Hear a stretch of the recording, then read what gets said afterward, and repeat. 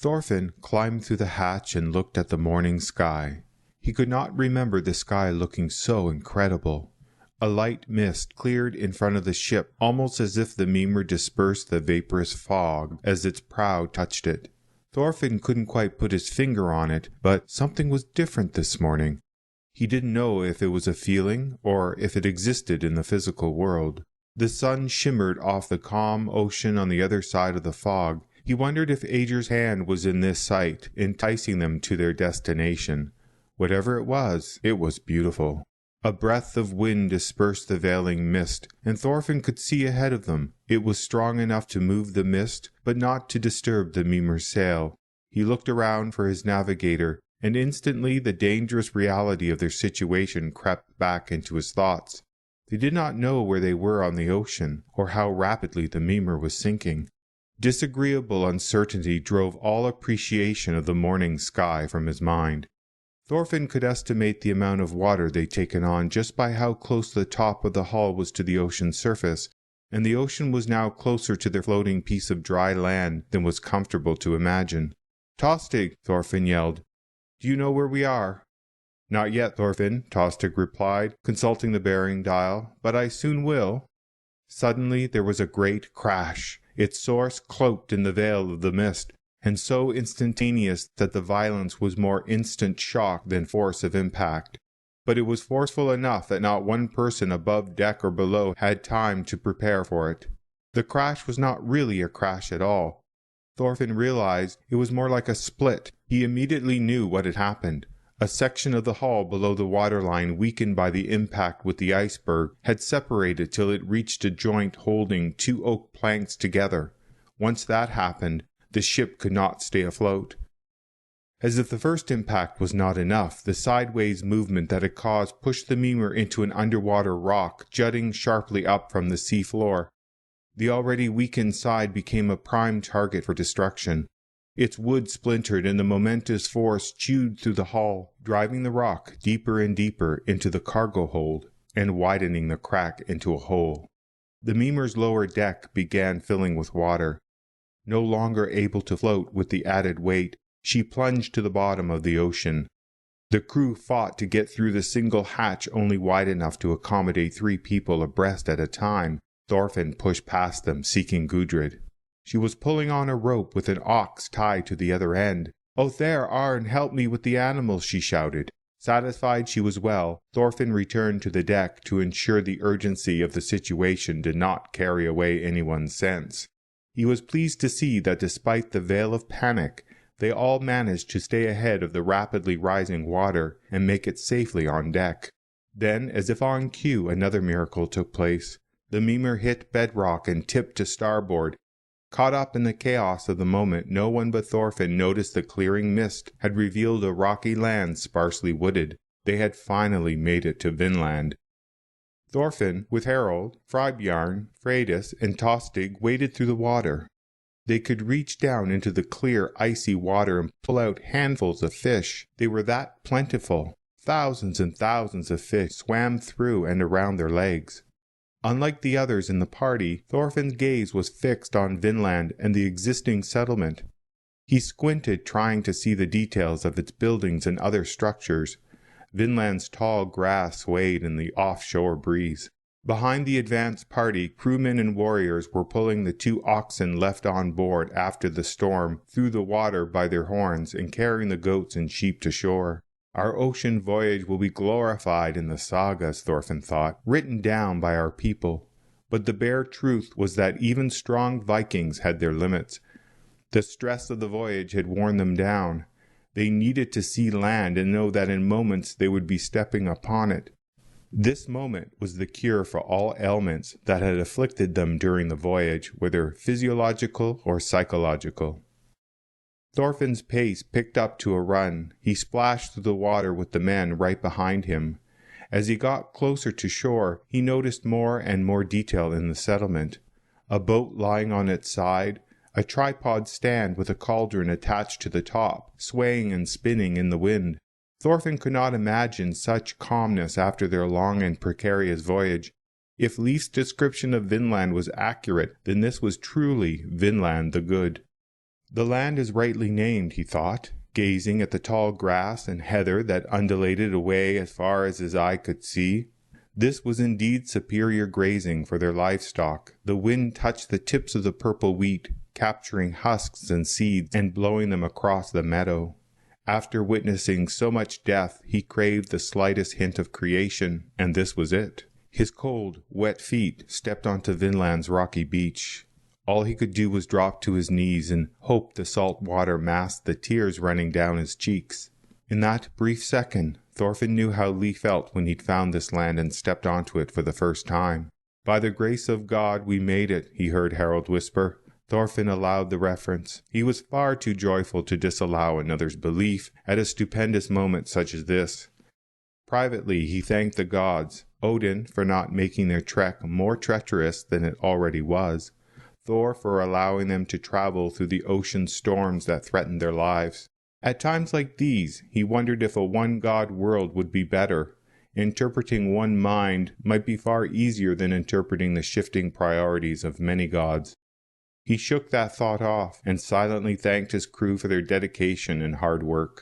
But like the end of all journeys, stepping on to Vinland was a beginning. The beginning of discovery, the beginning of prosperity, the beginning of a new age for his people. As with all ages, it would begin with the efforts of a few adventurers who felt the need to leave the comfort of their homes and lands and venture out into the chaos of the unknown. Thorfinn stood and turned to his crew, gazing into one wary face after another. Their heads were bowed, their faces long. The only cheers he heard were inside his head, rising and falling in harmony with the surf hitting the rocks and gurgling over the beach of water-worn pebbles. It might be asking too much, he thought, for his crew to be jubilant after such a long time at sea. He hoped that his people would share in his joy in the days to come. He turned to look at the verdant landscape, eager to explore more of Vinland, go deeper into the heart of the country. Across the expanse of meadows stood a forest, just waiting to have its mysteries exposed. And beyond that forest, Thorfinn saw mountains with more forests to explore. His thoughts shifted to those who already inhabited this place, those that his people called Scrawlings. He wanted to get to know them, to coexist with them and trade fairly with them for items either useful or unique, raw materials and items that could be resold back in Groenlandia, Iceland, and Norway. All the rest of that day the crew pushed through water that lapped against their stomachs and chests, carrying leather-wrapped supplies and cargo above their heads.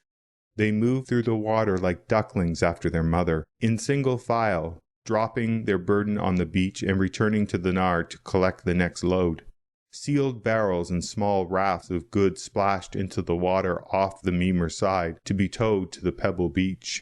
Thorfinn stood at the tip of Vinland and studied the Mimir, helpless in the water. He didn't know if it could be repaired or not. He'd have to wait for Tostig's assessment of the damage. Thorfinn intended that they stay on Vinland, but they couldn't be totally cut off from home. His gaze moved from Mimir to slowly scan the ocean. He knew that he was standing at the end of a peninsula that must connect to a larger landmass.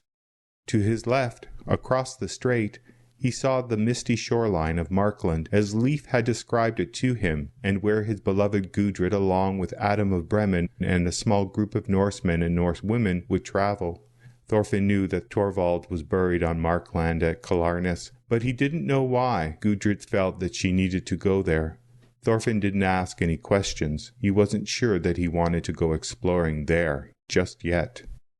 For some unknown reason, Leif hadn't claimed Markland for himself. Again, he wondered if the burial of Thorvald at Killarness had something to do with it. Thorfinn thought of claiming it. Perhaps a business opportunity awaited him on the other side of the water. Movement caught his eye. He turned and saw Freydis walking in the general direction of the abandoned settlement's main building. "Freydis, have you seen Gudrid?" he called. "Yes, she's in the longhouse." Sure enough, as Thorfinn approached the main house, he noticed that the door stood ajar. He picked up a barrel of grain, waiting outside, then balanced it in his arms while trying to pry the door open with his elbow. The weather-worn door jumped out of his hand and fell diagonally across the doorway, blocking his entrance. Thorfinn gave the wooden door an angry kick, knocking it completely off its hinge. It tumbled onto its side, then fell flat on the packed earth floor inside. Gudrid was waiting for him, hands on her hips. "Did you successfully slaughter the enemy door?" she taunted. Thorfinn ignored her comment. "You can put the barrel down by the door," she said, then turned back to a makeshift counter to continue washing what looked like purple berries. "What are these?" he asked, taking a handful. "They're sweet berries I found. They're growing throughout the meadow." Thorfinn put the handful in his mouth. They burst on his tongue, releasing a pleasant juice. "They're very sweet. Can we make wine out of them?" he wondered. Gudrid smiled. "I don't see why not. We make wine out of everything else."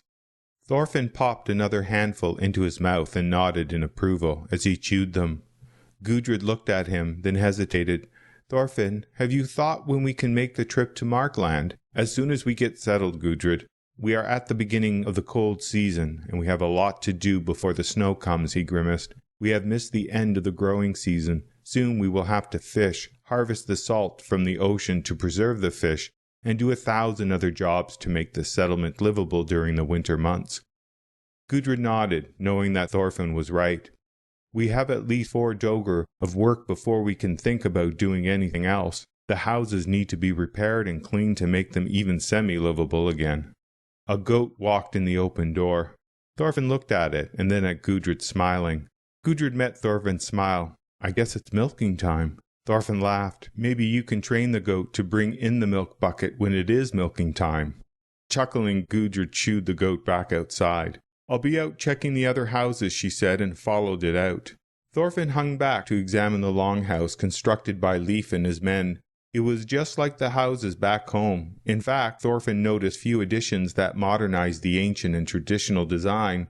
3 wooden poles rose at intervals from earthen benches running along the long sides of the structure. Overhead, beams across the width of the house to connect with the vertical poles and support a 3rd pole running the length of the building and supporting the traditional pitched grass roof. The long benches running along the perimeter of the sod house not only supported the walls. During the day they functioned as seating, and at night, with the addition of furs, they were easily converted into beds. The roof was a simple design. Straight, tightly bound branches rested on the frame, with sod laid on these branches to absorb the rain and insulate against the cold winter wind. As long as there was a fire burning in the central pit, and the fire was rarely if ever allowed to go out in the winter, the house would remain dry and warm.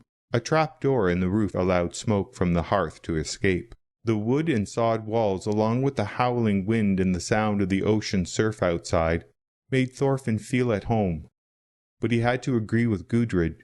Much work needed to be done on the longhouse and all the other houses to make them habitable. The fire pit and the ember pit needed to be cleaned before they could light a fire and begin cooking. Pots, both hanging on nails around the central room and piled on benches, needed to be scrubbed. He noticed a bellows buried among the cookware, which reminded him that it was daggers since the crew had had a hot meal. For their bravery on the back of the serpent for daggers on end, the crew deserved a hot feast, and for their safe deliverance to Vinland, the gods needed to be honored. The building had a feeling of abandonment. No, not abandonment, Thorfinn thought. Rather, waiting. It was security for some future return or frequent returns. He tried to imagine people inhabiting this building. He couldn't see their faces, but he imagined them sitting around the central hearth, talking, smoking pipes, drinking wine, and telling stories of their travels and the legends of the Vikings who never returned from the seas, but now feasted on fish in Rand's palace. He heard their belly laughs. These were his people. They grabbed hold of as much life as they possibly could and held on to it for as long as possible. The flames dimmed in his mind, and he was back in the darkened dwelling. The wind blew outside and whistled through small breaches in the walls. Gudrid entered. "You look like you've had a vision," she observed. "I imagined that I saw the inhabitants of this dwelling."